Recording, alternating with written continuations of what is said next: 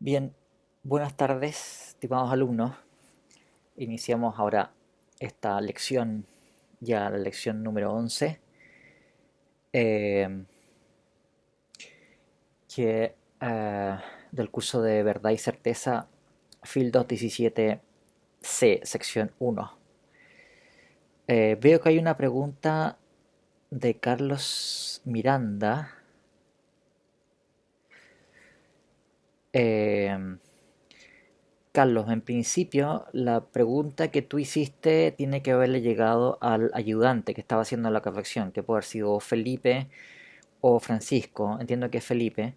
Y las correcciones voy a verlas yo, pero todavía no la he visto yo, así que las correcciones las veo yo. Si hay algún tipo de cosa que haya que ver, yo voy a estar viendo las correcciones de la prueba, pero en todo caso, todavía falta para las correcciones. En particular, uno de los ayudantes tuvo unas dificultades y eso va a atrasar un poco el tema, pero va a estar listo, me dijo, el día lunes, las correcciones completas. En todo caso, yo voy a ver las observaciones que se hagan a las correcciones que se vayan haciendo y les voy a contestar directamente a cada uno de ustedes, a los que hayan hecho alguna consulta, ¿no? Recuerden ustedes también que hay condiciones para las peticiones de corrección que están indicadas en el programa del curso. Hay un plazo máximo y otro tema también importante es que hay una única fecha para las pruebas recuperativas, que es en junio, no me acuerdo ahora, creo que era el 18 de junio. Está indicado eso en el programa, en todo caso. Bien, vamos a continuar con los temas que estábamos tratando en las lecciones anteriores, que tiene que ver con concepciones acerca de la, la verdad, ¿no es cierto? Y lo que estábamos hablando en las últimas lecciones tenía que ver con toda una familia de concepciones de la verdad antirrealistas. Esto es concepciones que entienden que la verdad está de alguna manera constituida o determinada o es dependiente de estados epistémicos nuestros, ya sean la evidencia que uno tiene para aceptar racionalmente una proposición, o ya sea la opinión o la creencia que sea, en fin, mayoritaria en una cultura acerca de una proposición, o la evidencia y la creencia racional que uno tendría en circunstancias epistemológicamente idealizadas. Ustedes recordarán, estuvimos dedicándole, no me acuerdo cuándo, 3 lecciones a este tipo de alternativa. Y lo que corresponde que veamos ahora son las teorías realistas de la verdad, que es la gran alternativa. Entonces, dentro de las teorías realistas de la verdad son teorías que eh, separan la verdad de una proposición respecto de qué tipo de evidencia tengamos nosotros para saber si una proposición es verdadera. Por supuesto, lo segundo es un tema importante siempre. Uno no puede llegar a saber si alguna proposición es verdadera sin llegar a saber que una proposición es verdadera, naturalmente. Pero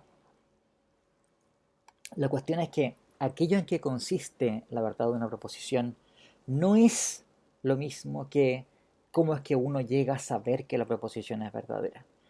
Lo segundo es un problema epistemológico, pero el objeto de aquello a lo cual se quiere acceder es algo que por su naturaleza no es epistemológico, tiene que ver con otras características de una proposición. Y las teorías realistas de la verdad, entonces, lo que intentan es especificar en qué consiste el que una proposición sea verdadera, que, como digo, no tiene que ver con el hecho de que uno llegue a tener evidencia acerca de que es verdadera. O una manera también de entenderlo, esto es lo siguiente, que el que una proposición sea verdadera es algo que uno tiene que tratar de acuerdo a nuestras mejores, en fin, capacidades cognitivas, es algo que uno tiene que tratar de descubrir, pero que nuestros esfuerzos cognitivos no constituyen, ¿no?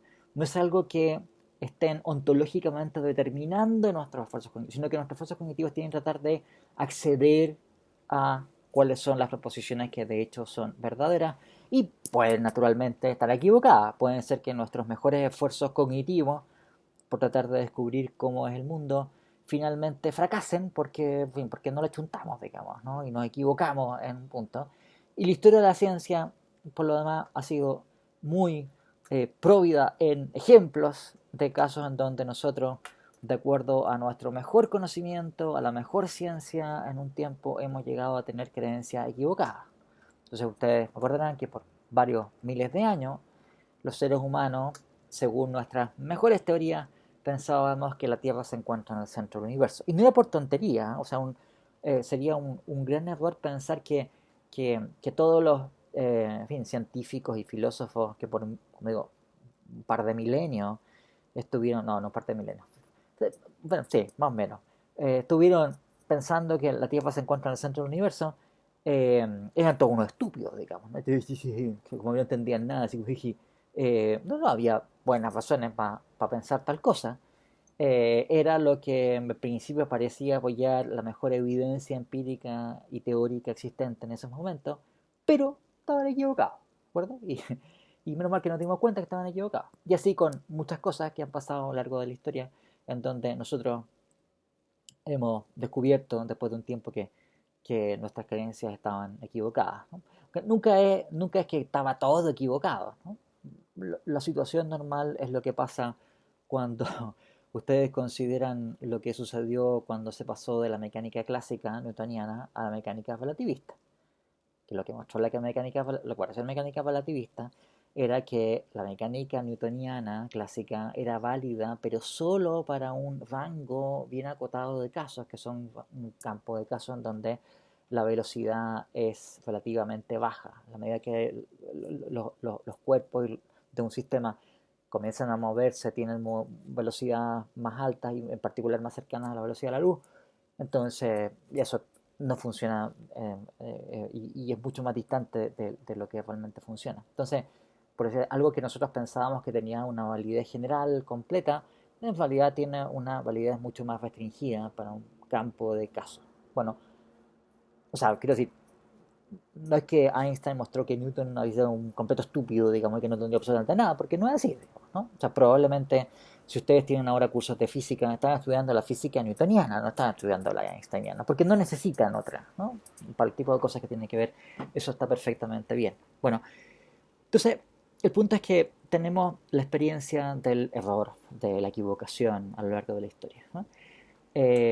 Y desde una perspectiva realista, eso es algo que cabe esperar, digamos, que nuestros mejores esfuerzos por tratar de descubrir el mundo, en muchos casos pueden fallar, en otros casos no, vamos a acertar, vamos a ser capaces de acceder a alguna de esas estructuras o a buena parte de esa estructura, pero dado la independencia de la realidad respecto de nuestra mente, también estamos enfrentados una y otra vez al fenómeno de fracaso, de que esa realidad es opaca a nuestros mejores esfuerzos, a que excede lo que nosotros suponíamos inicialmente, a que la realidad no se comporta de acuerdo a nuestras expectativas teóricas y es refractaria a, a nuestras mejores teorías. Entonces, recuerda, la perspectiva realista es una perspectiva en donde la realidad es independiente de nuestros estados mentales, en donde por tanto estamos enfrentados al peligro de equivocarnos y el peligro de, en fin, los argumentos escépticos, por ejemplo,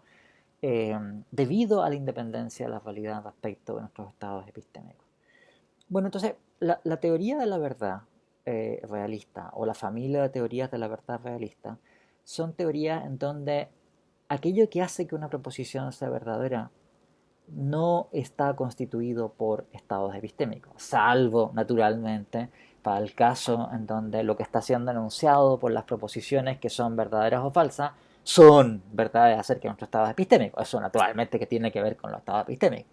Pero si uno descuenta ese caso obvio, digamos, en donde lo que uno está reportando en una proposición es si uno tiene o no cierto tipo de estado epistémico, el que una proposición sea verdadera no depende, para una concepción realista, de si uno tiene mejor o peor evidencia a favor de ella, si uno cree que lo que se enuncia en la proposición es el caso o no es el caso, sino que tiene que ver con algo que podemos llamar objetivo. Objetivo porque tiene que ver con cuáles sean los hechos del mundo o cómo sea el mundo o algo por el estilo. Yo les había comentado en lecciones anteriores que cuando uno considera las teorías realistas, son bastante menos que las teorías antirrealistas. Las teorías antirrealistas, como ustedes vieron, hay una enorme paleta de alternativas que dependen de cuál sea la naturaleza de los estados epistémicos en que consiste la verdad. Y como esos estados epistémicos admiten ser entendidos de muchas maneras, bueno, también uno va a tener una amplia gama de concepciones antirrealistas de la verdad. Pero cuando se trata de las teorías realistas, la gama no es tanta, son menos las concepciones que han sido defendidas. Un tipo de posición muy tradicional, y es la que ustedes van a ver habitualmente, además, descrita en los manuales, o sea, de hecho eso es lo que aparece en, fin, en Scruton y en Tugendhat y Wolf, es la llamada teoría de la verdad como correspondencia. Pero no es la única, como bien, ya les había adelantado en una lección anterior, y vamos a considerar también aquí. Hay otras alternativas también, aunque esta, por supuesto, la teoría de la verdad como correspondencia, es la teoría tradicional, la teoría que, en fin, ha sido generalmente más aceptada eh, y corresponde a las formulaciones también más tradicionales que se han hecho acerca de qué es la verdad. O sea, ustedes pueden encontrar, eh, con esto también reitero temas en los cuales ya habíamos hablado, pero que vale la pena insistir en ello. Eh, por ejemplo, formulaciones clásicas de la teoría de la correspondencia las encontramos en algunos pasajes de Aristóteles. También en Platón, ¿eh? Pero en Aristóteles, por ejemplo, Aristóteles dice, mira, decir de lo que es, y de lo que no es, eso es verdad. Y decir de lo que es, que no es, o de lo que no es, que es, eso es lo falso, ¿no? Esta formulación de entrada puede resultar un poco críptica y extraña, pero ¿qué es lo que está pensando Aristóteles? Para Aristóteles, toda proposición tiene una cierta estructura por la que se afirma o se niega algo de algo. Toda proposición tiene una estructura en donde podemos distinguir un término sujeto y un término predicado. Entonces, se voy a decir que, qué sé yo, que todo hombre es mortal, ¿cierto? Bueno, entonces estamos nosotros atribuyendo algo de todo hombre, que es el término sujeto, y eso es la característica o propiedad de ser mortal, ¿cierto? Entonces, una proposición consiste en ese atribuir, o si ustedes quieren sintetizar o unir el término sujeto con el término predicado, o cuando se trata de una negación, nosotros estamos separando el término sujeto del término predicado. Si yo digo que, qué sé yo, que ningún hombre es mortal, estoy diciendo que la propiedad de ser mortal debe ser separada de todo hombre. ¿Bien?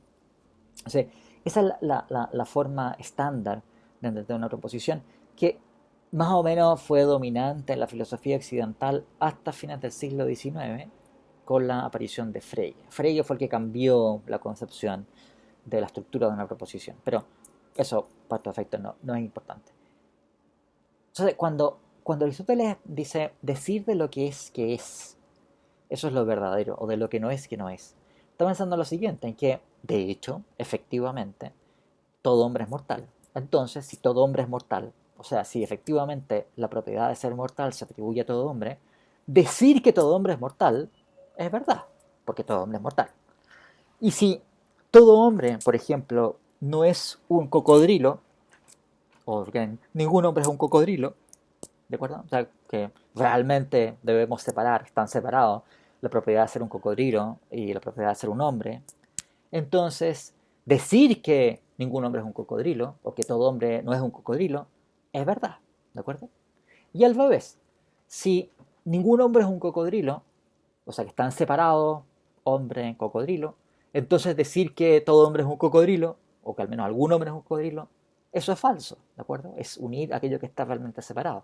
O al revés, si todo hombre, por ejemplo, es un mamífero, entonces decir que algún hombre no es un mamífero o ningún hombre es un mamífero es separar aquello que está realmente unido. Y eso, nuevamente, es falso, ¿no?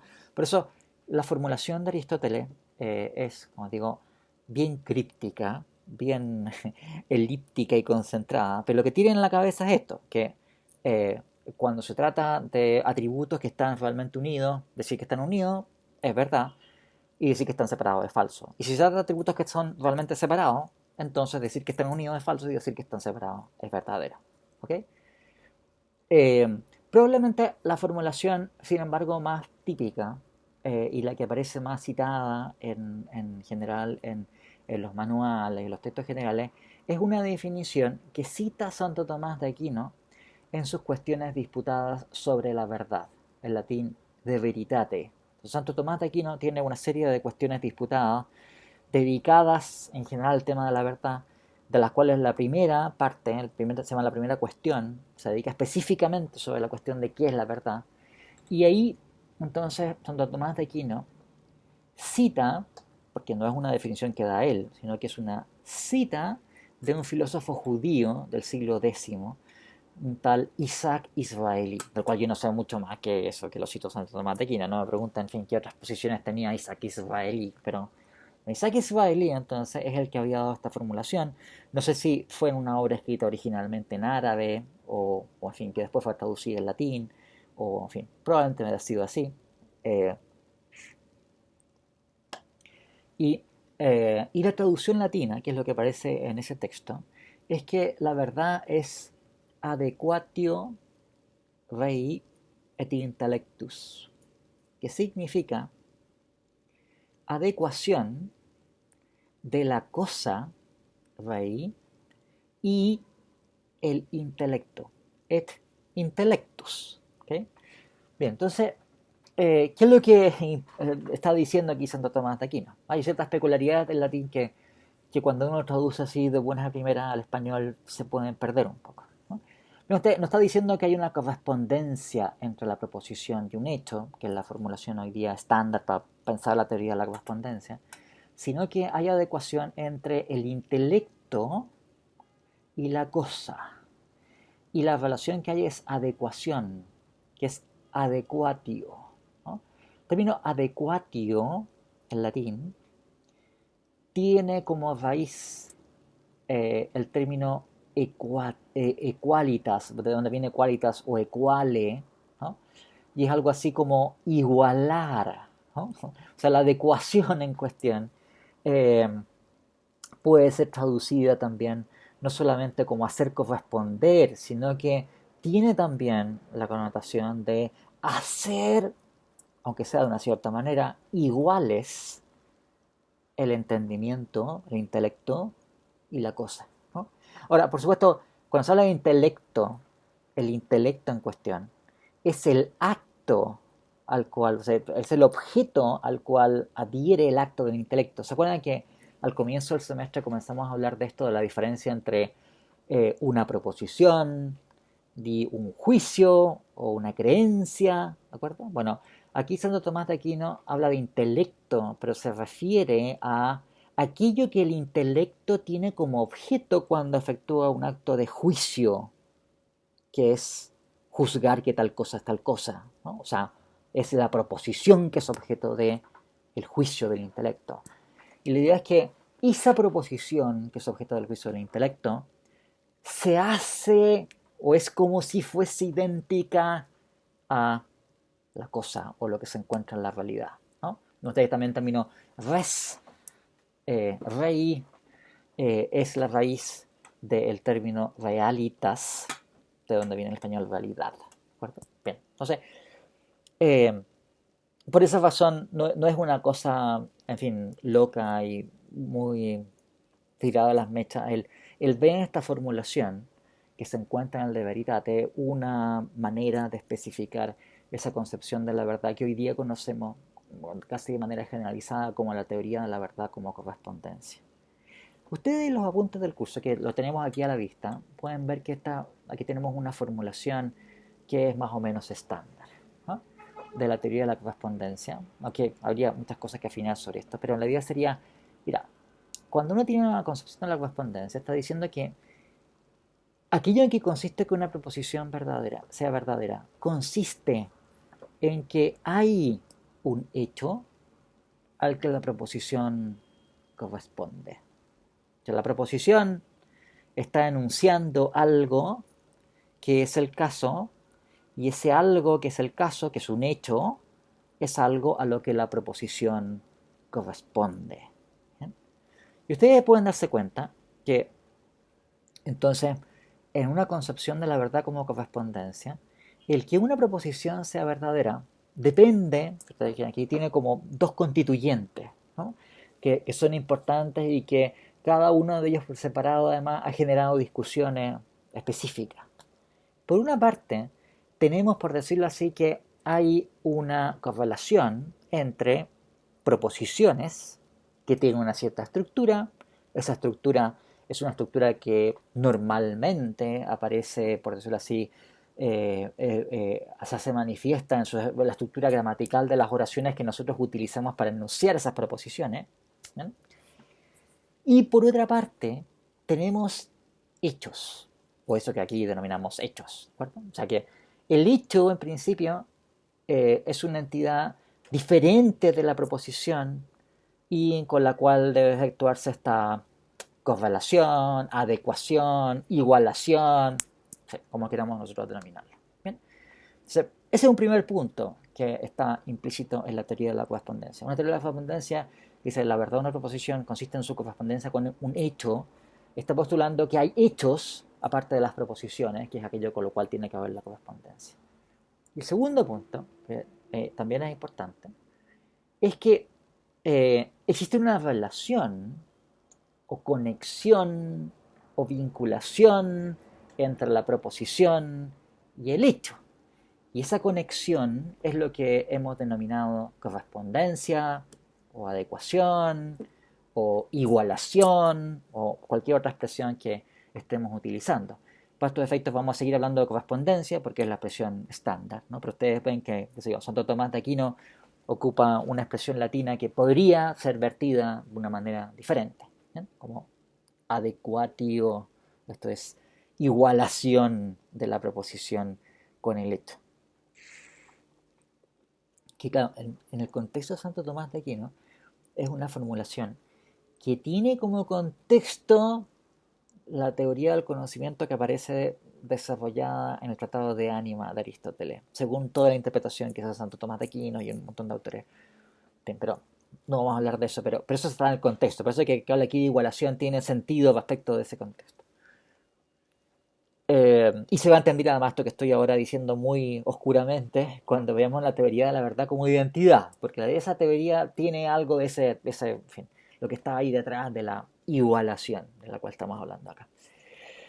Entonces, si ustedes se dan cuenta, para entender la teoría de la correspondencia, tenemos que tener cierta comprensión de en qué consistan los hechos a los cuales las proposiciones van a estar correspondiendo o no.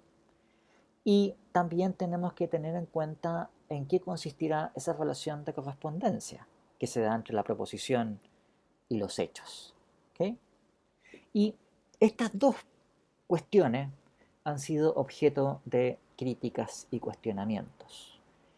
Críticas que se han dado con mayor fuerza en algunos momentos y menos en otros. Hay periodos históricos en donde esta idea de correspondencia ha sido aceptada de una manera más, por decirlo así, por decir, sin pruritos, sin tantas discusiones, y en otras, en cambio, ha sido objeto de una gran resistencia. Yo les diría, cuando, ahora unos 20 años atrás, ¿no? Porque ahora que tampoco tengo tanta más experiencia del panorama filosófico, ¿no? Pero ahora unos 20 años atrás, había mucho más resistencia a la teoría de la correspondencia. Habían cierta intuición de que aquí había problemas serios que no están bien resueltos y por los cuales uno tiene que guardar mucha distancia de la teoría de la correspondencia. Y eso incluso en filósofos que tienen intuiciones realistas, o sea, no es que fueran antirrealistas, sino que había un montón de precauciones acerca de esa concepción. Y que esas precauciones se ven también reflejadas en literatura, que por ejemplo eran bastante influyentes en los años 70 y 80, por ejemplo, que ya no es tan influyente, pero que sí lo fue, ¿no? O sea, hay un tipo de crítica, por ejemplo, que uno encuentra repetida en muchos autores, especialmente de esta época, diría años 80 en particular. O sea, es como ochentero así, ¿no? Pero bien.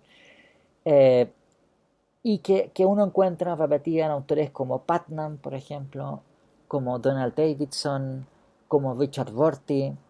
Todo esto que estoy montando eran tipos que eran superstars así en esa época, ¿no? Eran como así como, wow, así como oh, Hillary Putnam, y qué sé yo. Eh, ya están varias de ellos muertos, digamos, ¿no?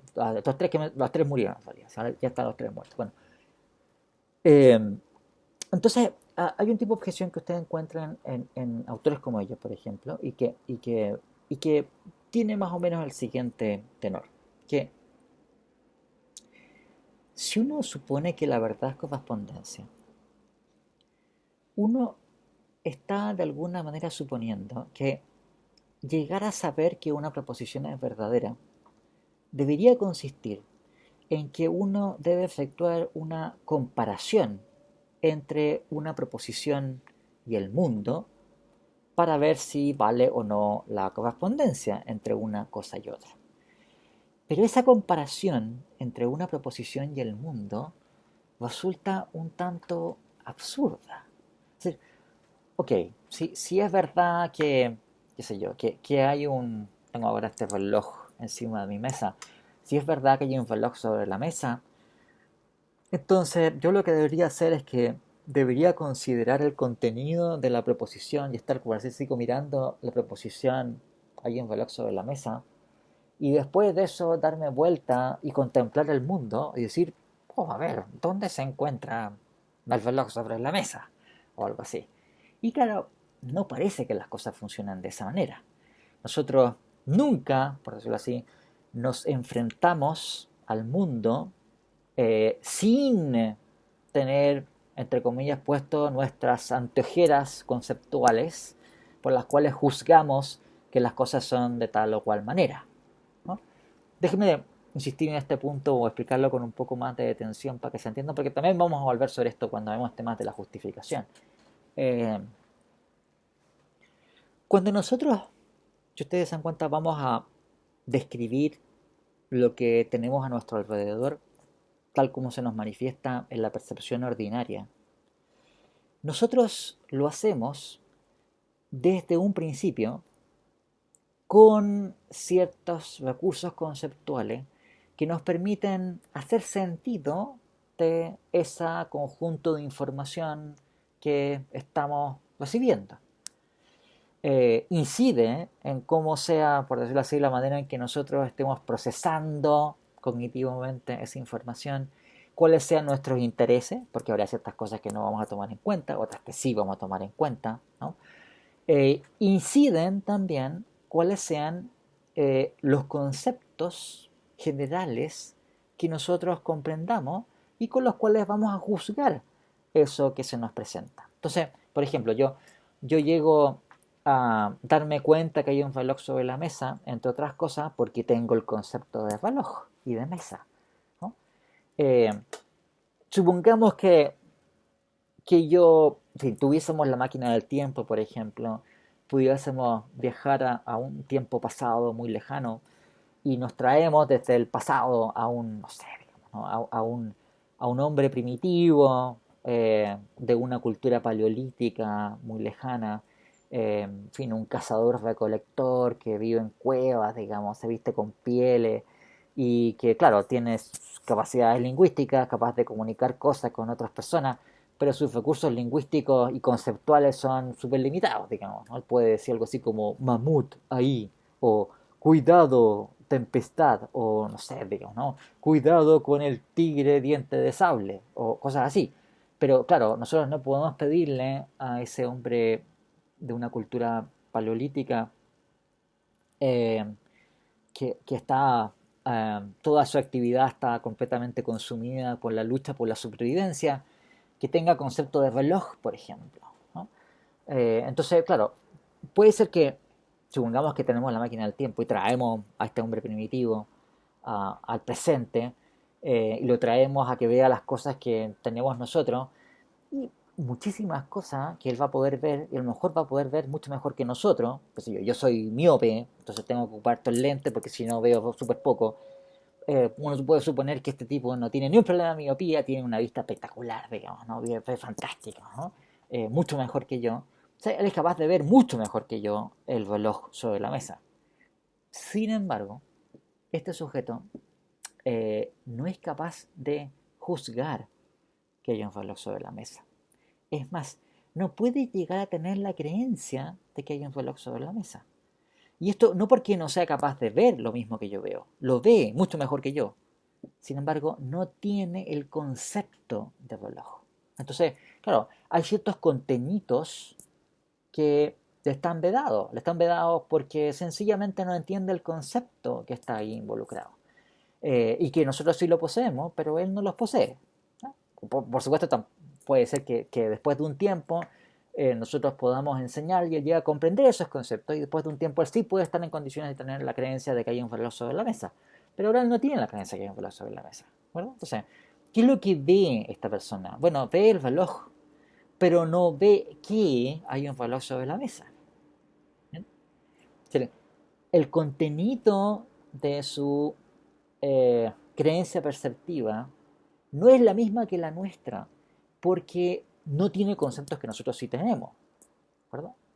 ¿Bien? Entonces, cuando nosotros nos acercamos a tratar de describir eh, cuál es el carácter de la información perceptiva, o sea, esto digo, pasa con la información perceptiva, pero naturalmente pasa con cualquier tipo de información que uno vaya a recibir. Mucho más si es que uno recibe información, por ejemplo, leyendo un libro, ¿no? O viendo internet, ¿no? Bueno, naturalmente que, por supuesto que ahí también está implicado que se están utilizando ciertos conceptos para efectuar formulaciones que uno después tiene que comprender para entender lo que uno está, etcétera. Entonces, eh, lo que quiero mostrarles con este ejemplo es que nosotros, claro, cuando llegamos a tener información perceptiva y creencias perceptivas de que hay un reloj sobre la mesa, de que, qué sé yo, el computador está encendido, de que hay una epidemia de coronavirus, nosotros requerimos, para poder tener estas creencias simplemente, sea o no que estén equivocadas o que no estén equivocadas, pero simplemente para tener esas creencias, o para considerar si esas hipótesis son verdaderas o falsas, tenemos que comprender por lo menos los conceptos que están incluidas en esas proposiciones con las cuales, en fin, es que son las que estamos considerando. Entonces, no se trata de que uno, por decirlo así, por una parte está mirando la preposición, hay un reloj sobre la mesa, y después miramos el mundo a ver si es que la realidad corresponde con esto, sino que cuando yo me acerco, entre comillas, a mirar la realidad, lo hago ya con mis conceptos. Esos conceptos son los que me permiten a mí juzgar que hay un reloj sobre la mesa. ¿Verdad? Ahora, lo que parece que uno efectúa aquí, no es que yo estoy mirando la preposición, por decirlo así, una suerte de cielo platónico donde están las preposiciones ahí aisladas de todo, ¿no? Inmortales, eternas, de existencia necesaria, y después miramos las cosas y vemos cuáles se corresponden con la realidad, sino que nosotros nos acercamos a tratar de comprender la realidad de la mejor forma que podamos, con los mejores recursos cognitivos que tenemos. Eso incluye esos recursos conceptuales, eso por tanto determina el tipo de proposiciones que nosotros podemos formular, y vamos a, por decirlo así, constatar cómo es el mundo dada ese repertorio abierto por los recursos conceptuales de que disponemos. No sé, no es lo que sucede algo así como la comparación entre una proposición desnuda y después la realidad libre de todo tipo de juzgamiento por parte nuestra, sino que nuestro acercamiento a la realidad ya está dado o tiene implícito nuestro juzgar de qué manera lo que se nos ofrece cae o no bajo esos conceptos. Y lo que estamos comparando entonces son proposiciones con proposiciones, ¿no? Entonces, eh, vuelvo a la crítica después de esta larga explicación que les estaba dando. El problema que existiría con la teoría de la correspondencia es que está suponiendo que, bien, algún filósofo lo ha puesto de esta manera, diciendo que la realidad tiene forma de proposición, ¿no? Algo así como, si uno ve el mundo se encuentra con cosas con estructura proposicional, y en el mundo no hay cosas con estructura proposicional, ¿no? Entonces, no parece para nada claro en qué habría de consistir la comparación entre una proposición y el mundo para llegar a enterarse que una proposición es verdadera. ¿Bien?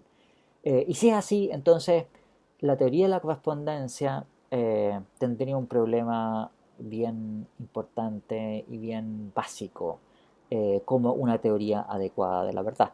Eso ha hecho, entre otras cosas, que algunos filósofos que son realistas hayan tratado de dejar a un lado estas formulaciones de la verdad como correspondencia. El ejemplo más característico es Frege, el cual ya le, en fin, esto ya se lo he adelantado, me parece que varias veces. Frege es un filósofo que es claramente realista. Por supuesto que la verdad de una proposición no depende en lo absoluto de estados epistémicos, pero Frege no está satisfecho con esta formulación de que la verdad consiste en correspondencia. O sea, la idea de Frege es que la verdad es uno de esos conceptos tan básicos que no admite ninguna definición. No hay nada que sea más familiar, más claro eh, para nosotros, a partir del cual nosotros podamos especificar o caracterizar la verdad. La verdad es un concepto fundamental y básico en fin, nuestra racionalidad. Y eso es. No hay que tratar de definir la verdad, sino que nosotros tenemos que, si ustedes quieren, presuponer nuestra comprensión de la verdad para iluminar otras cosas a partir de esa comprensión previa de en qué consiste la verdad.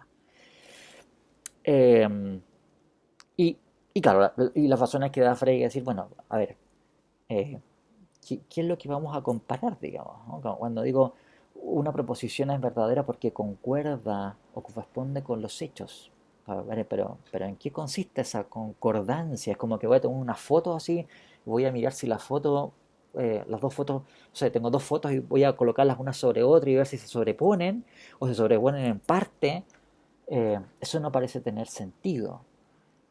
Y por esa razón entonces es que, como te digo, incluso algunos filósofos de inclinaciones realistas han rechazado esta formulación. Y por supuesto, estas razones que le estoy dando ahora son razones que han sido también puestas de relieve por filósofos antirrealistas, diciendo, bueno, si la teoría de correspondencia no funciona, tenemos que buscar una alternativa coherentista, por ejemplo, o alguna otra forma de antirrealismo, porque esta explicación eh, de la correspondencia es una explicación, por lo menos, oscura o difícil de, en fin, de precisar, y que nos ofrece además una imagen que de entrada parece sencillamente errónea, equivocada sobre cómo es que nosotros, en fin, llegamos a saber que las proposiciones son verdaderas o falsas. ¿No? No es comparación de proposiciones con una realidad desnuda, sino que el proceso en virtud del cual nosotros adquirimos información sobre el mundo está desde un principio, al menos para seres como nosotros, digamos que tenemos capacidades conceptuales, está desde un principio eh, transfixiado, o sea que incluye desde un principio el que nosotros estamos juzgando que se aplican o no se aplican ciertos conceptos. Bueno, eh, ¿qué es lo que pasa con esto? ¿No? Es un tipo de objeción que ustedes van a encontrar muchas veces, especialmente en esa literatura de los años 80, eh, en fin, en autores como los que yo les estaba indicando. Pero, ¿qué es lo que sucede con esto? Que, claro, la teoría de la verdad como correspondencia, y esto les cuento ahora mi posición sobre el tema, porque con la cual pueden estar en desacuerdo naturalmente, ¿no? Pero eh, la intuición central que está detrás de la teoría de la verdad como correspondencia no es el caso en donde uno compara una proposición con el mundo para darse cuenta si el mundo, por decirlo así, está concordando con la proposición, sino que la intuición central de la verdad, de esta formulación, de que la verdad es correspondencia con los hechos del mundo, tiene su punto de partida en el fenómeno del fracaso epistemológico, del error, de la discordancia o de la desarmonía o de la diferencia entre nuestras creencias y las valida. Déjenme explicar esto, en fin, algo se los había adelantado, ¿no? Si una concepción es valista, uno también parte de la base de que las cosas no siempre son como uno pensaba que eran.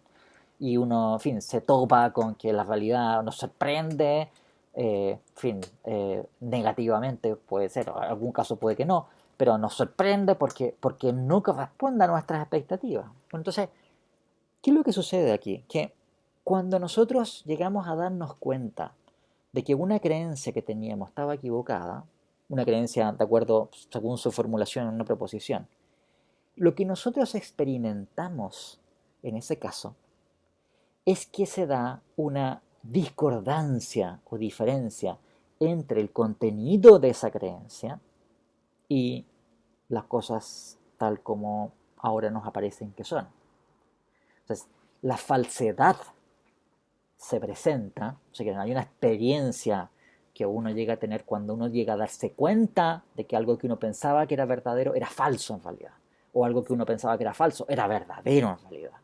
Y es que tenemos esa diferencia entre las cosas, por supuesto que vamos a formularlas proposicionalmente, porque como describimos las cosas mediante proposiciones, ¿de acuerdo? Y la proposición que nosotros pensábamos que era verdadera. Y esa discordancia es, como os digo, la experiencia fundamental. Ahora, hay una conexión sistemática entre una cosa y otra, ¿no? Entre decir que la verdad es correspondencia con hechos y decir que la falsedad es no correspondencia con hechos. ¿Bien? Ustedes recordarán que esto fue lección 1 de este curso, que yo le insistí mucho al principio, de que lo que vale respecto de la verdad vale respecto de la falsedad, ¿no es cierto? O sea que si nosotros tenemos una teoría en donde nosotros estamos especificando que la verdad consiste en bla, bla, bla, eso automáticamente tiene como consecuencia que la falsedad tiene que consistir en bla, bla, bla, ¿de acuerdo? O sea, si nosotros, por ejemplo, pensábamos que una proposición, o sea, que la verdad de una proposición consiste en que la mayoría de los miembros de una cultura piensen que las cosas son como la proposición lo enuncia, entonces también se sigue de eso, que la falsedad de una proposición habrá de consistir en que la mayoría de los miembros de una cultura creen que las cosas no son como la proposición dice que son. ¿Bien? O sea, vimos eso en varios ejemplos en donde se da esa correlación entre una cosa y otra. ¿Y qué es lo que sucede aquí? Que si la verdad consiste en correspondencia con hechos, la falsedad de una proposición habrá de consistir en la negación de la correspondencia con hechos, en que no exista esa correspondencia con hechos, ¿no? Y estas dos formulaciones son equivalentes entre sí. ¿Por qué? Porque lo que vale para la falsedad vale también para la verdad y viceversa. Entonces, si ustedes se dan cuenta, claro, nosotros no tenemos experiencia de que hacemos esa concordancia, por decirlo así, esa experiencia de la correspondencia de una proposición con el mundo. Pero sí tenemos experiencia, desgraciadamente, ¿no? A menos que alguno de ustedes nunca en su vida haya tenido experiencia de estar equivocado, jamás, digamos, ¿no? En fin, es algo así como, no sé. Pero si nosotros alguna vez hemos tenido la experiencia de que nos equivocamos, de que, en fin, la realidad no está de acuerdo a nuestras expectativas, eh, hemos tenido experiencia de la falsedad, hemos tenido experiencia de que una proposición es falsa. Y aquello en que consiste que la proposición es falsa es que las cosas no son como la proposición dice que son. ¿De acuerdo? Eso es lo que nosotros describimos como no correspondencia o discordancia o diferencia entre la proposición y el mundo. Ahora, ustedes se pueden dar cuenta, si es razonable decir que cuando una proposición es falsa, las cosas no son como la proposición dice que son, o las cosas del mundo difieren o no corresponden a como anuncia la proposición que son, se sigue, por las mismas razones que hemos estado exponiendo, que la verdad, por tanto, habrá de consistir en la correspondencia con los hechos. ¿Sí? Ok, esta no es la única manera de enfrentar esto. También ha habido, qué sé yo, otros intentos sistemáticos de explicar la verdad como desocultamiento, ¿no?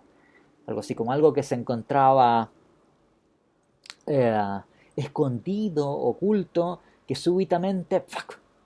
eh, levantamos, por decirlo así, el velo que estaba por delante y descubrimos lo que aparece, lo que antes no estaba apareciendo, ¿no?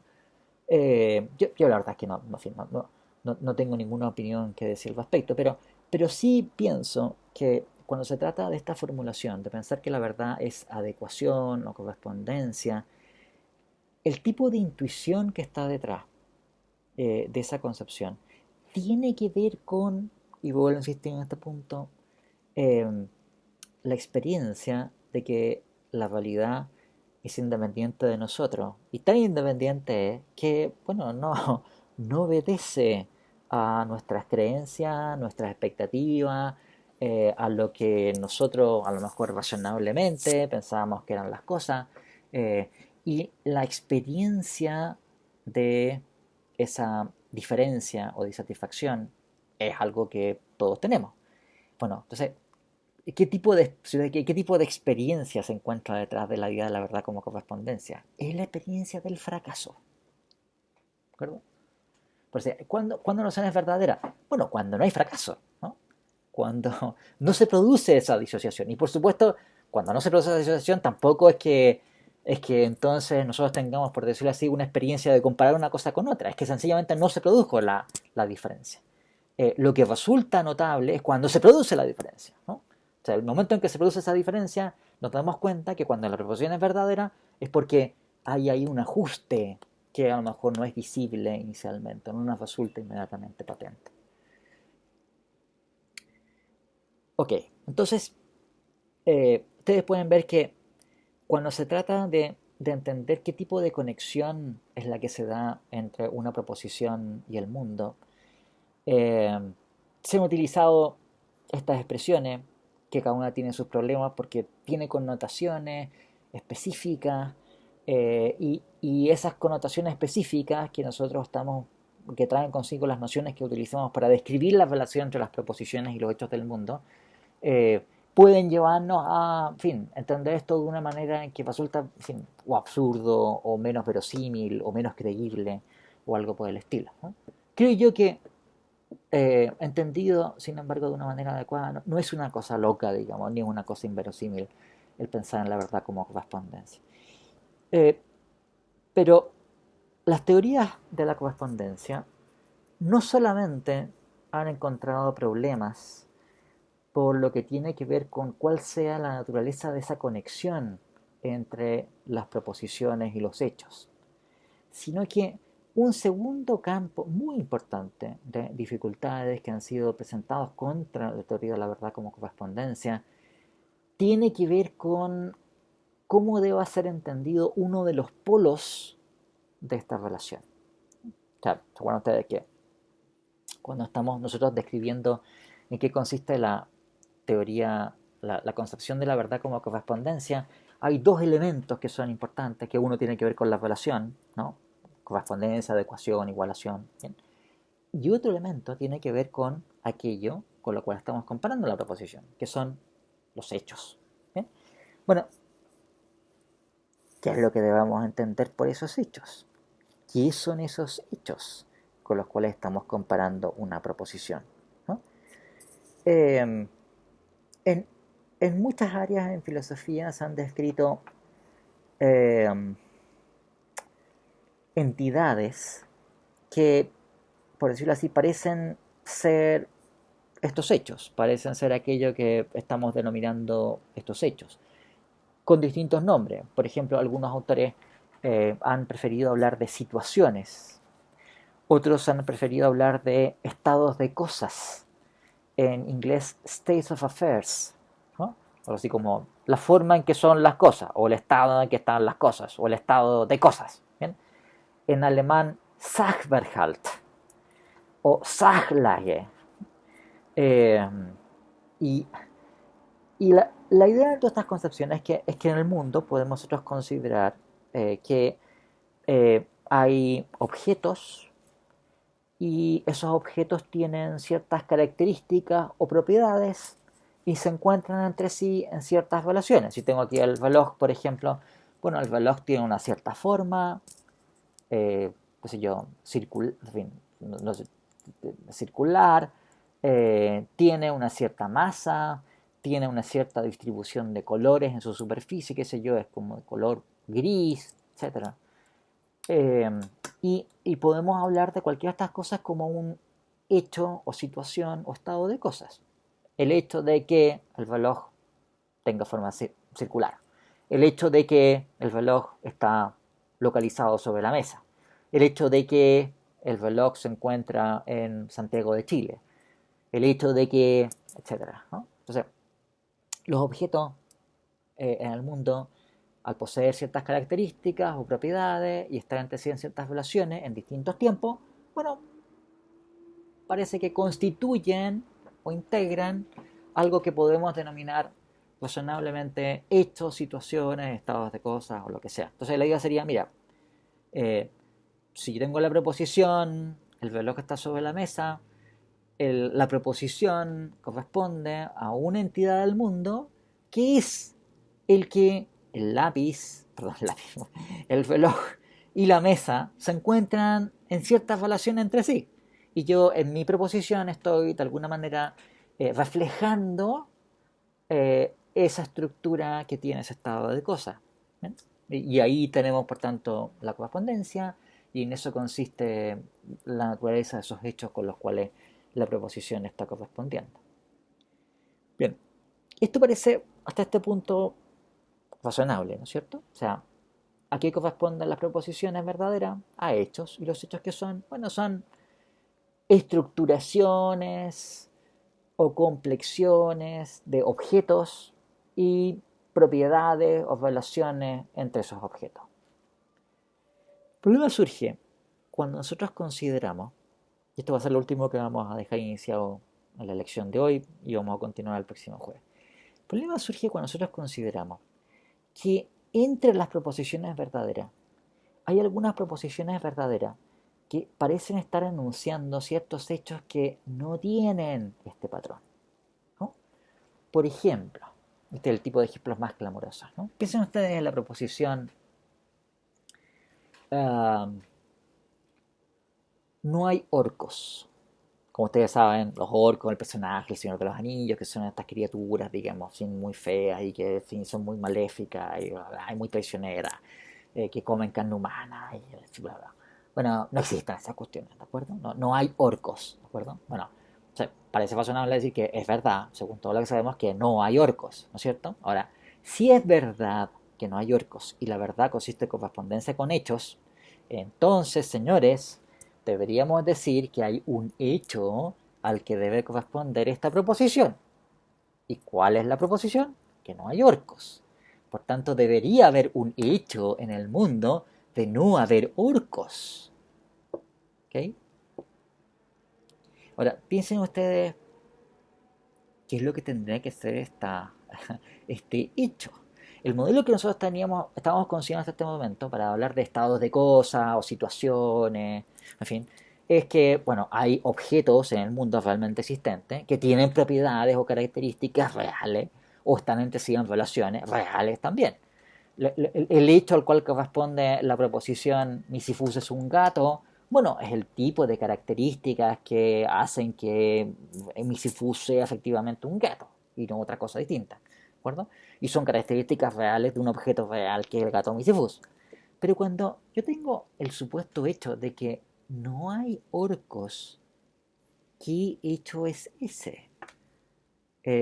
Tendríamos que, aparentemente, tendríamos nosotros que postular algo así como un hecho negativo, como una especie, no sé, de fantasma de hecho, espectro de hecho, una especie como de orco fantasmagórico inexistente o algo así. Eh, y bueno, claramente una cosa así resulta bastante extraña ontológicamente, ¿no? O sea, si la teoría de la verdad como correspondencia nos obliga a buscar un hecho al cual ha de corresponder toda proposición verdadera, y dentro de las proposiciones verdaderas tenemos proposiciones del tipo no hay orcos, o no hay unicornio, o no sé, no hay, no sé, no hay Balvox, o en fin, o cualquier cosa que uno, cualquier personaje de ficción que uno quiera eh, meter aquí. Entonces, pareciera que la teoría de la verdad como correspondencia nos obliga a postular hechos que tienen un carácter negativo, digamos, ¿no? Que lo cual es muy difícil de entender ontológicamente. Y si es así, bueno, la teoría en cuestión nos está obligando a decir unas cosas extrañísimas, digamos, sobre el mundo, como que el mundo está poblado por, no sé, digamos, ¿no? Virus, galaxias, bacterias, y además está poblado por ausencias de orcos ausentes, de no sé, Balvox ausentes, de magos ausentes, de hobbits ausentes y de cuánta cosa hay, ¿no? Lo cual es ciertamente una consecuencia muy contraintuitiva de la teoría. Ok, señores, vamos a quedar en este punto y seguiremos discutiendo de estos problemas el próximo jueves. Así es que quedaremos aquí y nos estaremos viendo. Hasta luego.